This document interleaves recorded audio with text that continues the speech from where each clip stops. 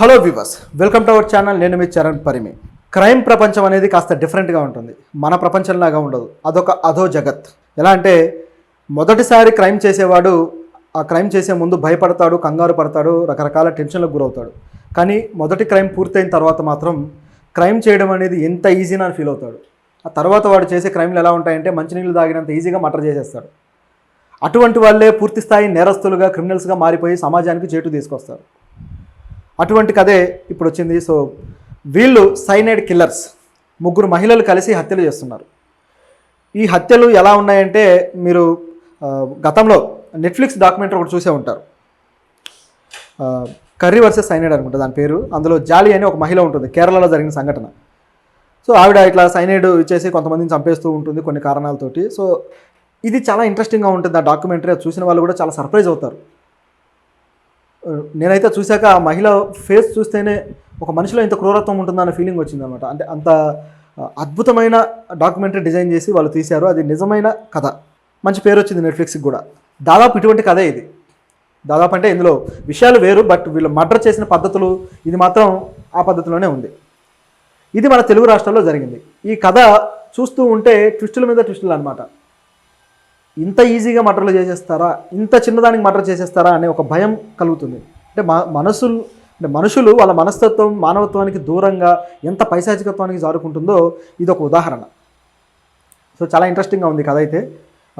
సంఘటన మొదటగా చెప్పుకోవాలంటే తెనాలి, గుంటూరు జిల్లాలో తెనాలిలో జరిగిన సంఘటనలు అనమాట. తెనాలి అలాగే మార్కాపురం ఈ చుట్టుపక్కల జరిగింది. ఒక మర్డర్ చేబ్రోలు మండలం వడ్లమూడిలో గ్రామ శివారులో దూరంగా ఒక బీడు భూముల్లో ఒక శవం కనపడుతూ ఉంది. సో మొత్తానికి ఎవరో గ్రామస్తులు చూశారు, పోలీసులకు ఫోన్ చేస్తే పోలీసులు వచ్చారు.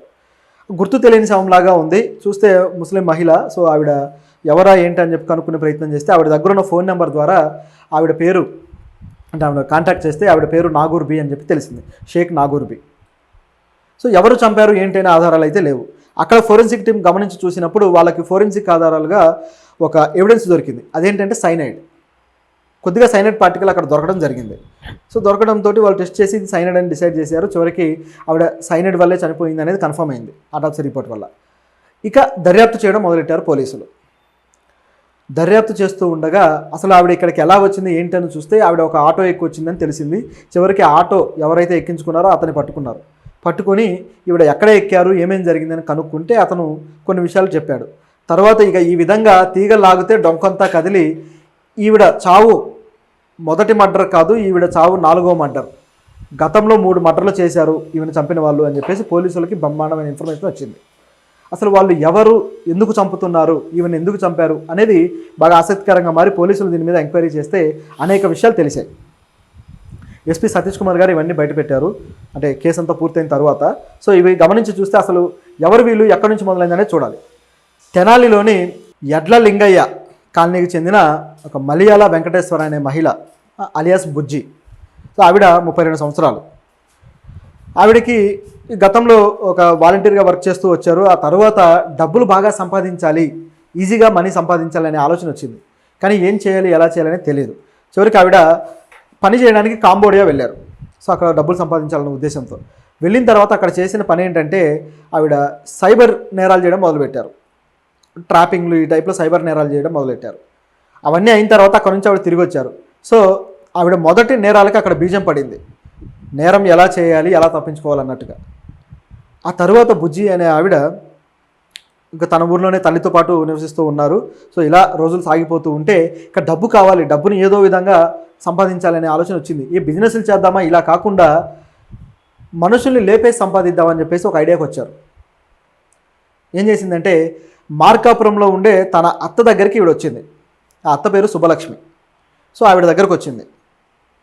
వచ్చిన తర్వాత ఆవిడ దగ్గర ఉన్న బంగారము, డబ్బు ఇవన్నీ చూసిన తర్వాత ఆవిడని లేపేస్తే ఈ బంగారం డబ్బుతో పాటు ఆస్తి కూడా నాకు దక్కుతుంది కదా అని చెప్పేసి ఈ బుజ్జి ఆలోచించింది. ఆలోచించాక ఆవిడని మర్డర్ చేయడానికి ప్లాన్ చేసి మద్యంలో సైనైడ్ కలిపారు. కలిపి ఆవిడకి ఇస్తే ఆవిడకి మద్యం అలవాటు ఉందనుకుంటాను, ఆవిడ తాగేసింది, చివరికి చనిపోయింది. ఇది జరిగింది. అయితే ఆ మర్డర్లో ఈవిడ తల్లి బొంతు రమణమ్మ ఆవిడని కూడా భాగస్వామిని చేసింది బుజ్జి. సో తల్లి కూతుళ్ళు ఇద్దరు కలిసి ఈ మర్డర్ చేసేసారు చాలా నైస్గా.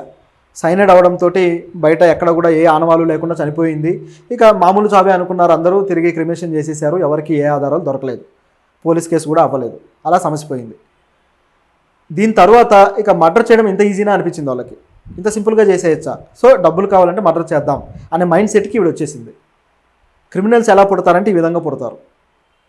ఆ తర్వాత ఆవిడ ఇక మామూలుగా మళ్ళీ తల్లితో కలిసి జీవితం సాగిస్తూ ఉంది. ఈ క్రమంలో ఒక మహిళ దగ్గర గతంలో ఒక 20,000 అప్పు తీసుకొని ఉన్నారు.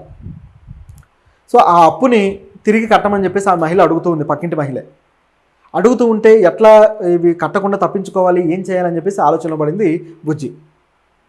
సో రోజులు దాటవేస్తూ వస్తున్నారు. ఆవిడకేమో చిరాకు వస్తుంది. మీరు ఏంటి దాటేస్తారు, కొద్దిగా ఇవ్వాలి కదా అని చెప్పేసి అడుగుతూ ఉంది. ఇక లాభం లేదు, ఈవిని కూడా ఏదన్నా చేసేద్దాం, మర్డర్ చేసేస్తే ఓ పని అయిపోద్ది అని చెప్పి డిసైడ్ అయ్యారు. 20,000 కట్టడానికి ఎగ్గొట్టడానికి మర్డర్ చేశారు వీళ్ళు, కేవలం 20,000 డబ్బు కోసం. అయితే దీంట్లో మరో లాజిక్ కూడా పెట్టుకున్నారు వాళ్ళు. ఈమెను చంపేస్తే ఈమె దగ్గర ఉన్న డబ్బు, అంటే ఆవిడ డబ్బులు ఈ విధంగా ఇస్తూ ఉంటుంది కదా, సో ఆవిడ దగ్గర ఉన్న డబ్బు బంగారం కొట్టేయచ్చు అని చెప్పేసి ఆలోచించి ఆవిడని కూడా థమ్సప్లో సైనైడ్ కలిపి ఆవిడకి ఇచ్చి చంపేశారు. ఆవిడ తాగింది, చనిపోయింది. ఇది కూడా సాధారణ మర్డర్గానే చిత్రీకరించారు. చివరికి అంటే సాధారణ చావుగా, చివరికి మామూలు క్రిమిషన్ అయిపోయింది. ఈవిడ దగ్గర ఉన్న బంగారాన్ని, డబ్బుని వీళ్ళు దోచుకున్నారు. మళ్ళీ యథావిధిగా జీవితం సాగుతుంది. సో ఈ మర్డర్ జరిగింది 2023 ఆగస్టులో, సంవత్సరం క్రితం. గతంలో జరిగింది ఇంకాస్త ఒక 6 నెలల ముందు. అంటే 2 సంవత్సరాల వ్యవధిలో 4 మర్డర్లు చేశారు వీళ్ళు. 4 మర్డర్తో దొరికారనుకోండి. అయితే ఇది 2వ మర్డర్. దీని తర్వాత 3వ మర్డర్ ఎలా చేశారంటే కొంతకాలం గడిచిపోతూ ఉంది. అయితే ఈ క్రమంలో సడన్గా మోషే అని ఒక వ్యక్తిని చంపేశారు, ఒక పురుషుణ్ణి. అతన్ని ఎందుకు చంపారు అనేది చూస్తే ఇందులో మరొక ఇంట్రెస్టింగ్ ఫ్యాక్ట్. ఆ మోషే అనే వ్యక్తి రోజు తాగొచ్చి పెళ్ళాన్ని కొడుతున్నాడట. సరే, ఆయన తాగొచ్చి పెళ్ళాన్ని కొడుతున్న వీళ్ళకేమైంది, భయపెట్టాలి, లేదా దండించాలి, ఏదైనా చేయాలి. చంపడం ఏంటి అంటే ఇక్కడ ఒక ట్విస్ట్ ఉంది. ఈ చంపడంలో ఎవరైతే దెబ్బలు తింటున్నారో ఆ భార్య కూడా భాగస్వాలైంది. ఈ ముగ్గురు కలిసి చంపేశారు. ఆ భార్య భర్త దెబ్బలు తట్టుకోలేక, సరే ఆవిడ బాధ ఆవిడకు ఉంది, ఆవిడ ఇంకేదైనా చర్య తీసుకుంటే బాగుండేది, కానీ ఆవిడ ఏం చేసిందంటే వీళ్ళకి చెప్పింది, నా మొగుడు ఈ విధంగా కొడుతున్నాడు, సతాయిస్తున్నాడు అని చెప్పేసి. చాలామంది కొన్ని పేద కుటుంబాల్లో ఈ విధంగా టార్చర్ చేసే మొగుళ్ళు, తాగుబోతు మొగుళ్ళు ఉంటారు. వీళ్ళ వల్ల మహిళలు విసిగి వేసారి చివరికి వీళ్ళ నుంచి విడిపోలేక, అలాగని అక్కడ ఉండలేక నానా యాతన పడుతూ ఉంటారు. అలాంటి వాళ్ళని ఈమె ట్రాప్ చేసి ఈజీగా చేయడానికి అవకాశం దొరికింది.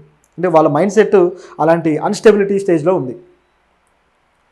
సో ఏం జరిగిందంటే ఈ భూదేవి తన బాధలన్నీ కూడా ఈమెకు చెప్పుకుంది, వీళ్ళకి, తల్లి కూతుళ్ళకి చెప్పుకున్న తర్వాత వీళ్ళు ఏం చేశారంటే, అయితే ఇంకెందుకు ఆలస్యం, లేపేద్దామని చెప్పేసి అన్నారు. వీళ్ళకి లేపేయడం అంత అలవాటు కదా, ఈజీగా చంపేయగలరు కాబట్టి అనేసరికి ఆవిడ ఇన్ఫ్లుయెన్స్ అయిపోయింది భార్య. అంతేనా, లేపేస్తే ఇక నాకు జీవితాంతం ఈ బాధ ఉండదు కదా అని చెప్పేసి ఆవిడ అనుకుంది. మరి ఆ భర్త ఎంత టార్చర్ చేశాడో కానీ చివరికి సరే లేపేయాలని డిసైడ్ అయిపోయి ఆయనకు కూడా ఇదే విధంగా సేమ్ మద్యంలో మందు ఇది సైనైడ్ కలిపేసి ఇచ్చారు. చివరికి తాగేసి చనిపోయాడు ఆయన. ఇట్లా మద్యంలో కలపడము, దంసపులో కలపడము, ఈ విధంగా కలిపి ఇవ్వడము, తాగిన తర్వాత వాళ్ళు చచ్చిపోవడం. ఈ కేసులో కూడా ఏ ఆధారాలు దొరకలేదు, ఇక సాఫీగా సాగిపోయింది. చివరికి అంటే మందు తాగిన తర్వాత కొంతమందికి ఆ గొంతు ఎండిపోయి కూడా చనిపోయే వాళ్ళు ఉంటారు కొన్నిసార్లు, నాటు మందు తాగి, అంటే నాటు సారాలు తాగి. సో ఈ తరహాలో దాన్ని కూడా కప్పిపుచ్చేశారు.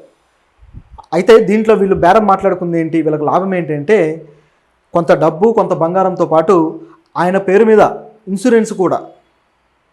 ఇన్సూరెన్స్లో కూడా వాటా మాట్లాడుకున్నారు, ఆవిడకి వచ్చే ఇన్సూరెన్స్లో. సో ఎంత తెలివిగా ఆలోచించారో చూడండి. అది అయిపోయింది. ఆ తర్వాత 4వ మర్డర్ ఒక 2 నెలల క్రితం జరిగింది. సో ఈ 4వ మర్డర్ ఎలా అయింది అంటే, పోలీసులు దర్యాప్తు చేసిన దాన్ని బట్టి ఇది కూడా కాస్త ఇంట్రెస్టింగ్గానే ఉంది. సో ఈ చేబ్రోలు మండలం అలాగే వడ్లమూడిలో గ్రామ శివారులో ఆ శవం పడి ఉండడము, తర్వాత పోలీసులు రావడము. సో ఎంక్వైరీ మొదలెడితే ఆటోవాడు ఎవరావిని ఆటో ఎక్కించుకొని తీసుకొచ్చారో కనుక్కుంటే ఆటోవాడు దొరికాడు. దొరికిన తర్వాత అసలు ఈవిని ఎవరెవరితో వచ్చింది, ఎవరు ఈవిని తీసుకొని వచ్చారని చెప్పేసి అడిగితే ఆయన ఏం చెప్పాడంటే, ఆవిడ మొదటగా సోమసుందరపాలెం వంతెన వద్ద ఆవిడ ఆటో మాట్లాడుకున్నారు నాగూర్బి.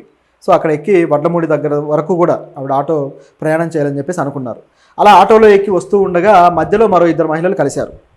ఆ 2 మహిళలు ఎవరయ్యా అంటే, ఒక ఆవిడ పేరు బుజ్జి, ఎవరైతే కిల్లర్ ఉన్నారో ఆవిడ. మరొక ఆవిడ పేరు కథ ముందుకెళ్తుంటే తెలుస్తుంది. సో ఈ 2 మహిళలతోటి మాట్లాడిన తర్వాత ఒక ఆవిడ వచ్చేసి ఆటోలో కూర్చున్నారు. ఈ బుజ్జి అనే ఆవిడ మాత్రం వెనకాల స్కూటీలో ఆటోను ఫాలో అవుతూ వస్తున్నారు. అంటే ఆవిడ ఫాలో అయింది ఎందుకయ్యా అంటే ఎక్కడైనా మంచి లొకేషన్ చూసి అక్కడ ఆపి ఆమెను లేపేద్దాం అనేది వీళ్ళ స్కెచ్. అలా ఫాలో అవుతూ వస్తున్నారు. మంచి లొకేషన్, ఎవ్వరు జనసంచారం లేని లొకేషన్ కనపడింది, ఆ గ్రామ శివారు. సో అక్కడ ఆటోను ఆపేసి ఆటోను పంపించేశారు. పంపించిన తర్వాత ఈమెను లేపేశారు. అయితే ఆ రెండో మహిళ ఎవరు అని గమనించి చూస్తే ఆటోలో కూర్చున్న ఆ రెండో మహిళని రంజని అని పిలవడం వినపడింది. సో దాంతో పోలీసులకు అతను చెప్పాడు. సో ఈ రంజని ఎవరు అని చెప్పేసి కనుక్కుంటే ఆవిడ కూడా దొరికారు. దొరికిన తర్వాత ఆవిడతో పాటు ఈ బుజ్జి దొరికారు. అంటే ఆవిడని ఎంక్వైరీ చేయడంతో బుజ్జి అడ్రస్ కూడా చెప్పింది. ఆవిడ దొరికింది, ఆవిడ తల్లి దొరికింది, గతంలో మోసం మర్డర్ చేసిన భూదేవి గారు కూడా దొరికారు. ఈ విధంగా డొంకంతా కదిలి మొత్తం ఎవరైతే మర్డర్లు చేశారో వీళ్ళందరూ దొరికిపోయారు. అందరూ మహిళలే.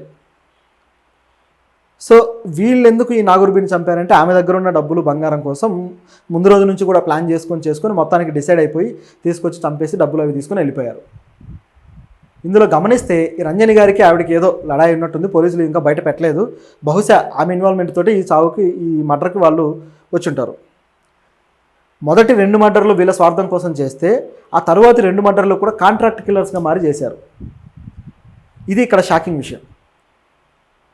మోషే మర్డర్ని ఆ భూదేవితోటి ముందే ఒప్పందం మాట్లాడుకొని డబ్బులు అలాగే ఇన్సూరెన్స్లో వాటా ఇవన్నీ మాట్లాడుకొని చేశారు. తర్వాత ఇక్కడ మర్డర్లో రంజిని అనే మరో మహిళ పాత్రను తీసుకొని ఆవిడతో కలిసి బుజ్జి మర్డర్ చేసింది. సో ఇందులో వీళ్ళ మధ్య ఏముందనేది ఇంకా పోలీసులు తెలియాల్సి ఉంది, వాళ్ళు ఇంకా చెప్పాల్సి ఉంది. ఇంకా మరిన్ని ట్విస్టులు అయితే ఇందులో వచ్చే అవకాశం ఉంది. ఇది ఇందులో ఉన్న కథ. చూడండి, ఏమాత్రం ఆ నెట్ఫ్లిక్స్ డాక్యుమెంటరీకి తగ్గని విధంగా ఉంది. చూస్తూ ఉంటే భవిష్యత్తులో ఇది ఖచ్చితంగా నెట్ఫ్లిక్స్లో డాక్యుమెంటరీగా వచ్చే అవకాశాలు అయితే పుష్కలంగా కనిపిస్తున్నాయి. మన తెలుగు రాష్ట్రాల్లో ఒక సాధారణ మహిళ చేసిన మర్డర్లు ఇవి.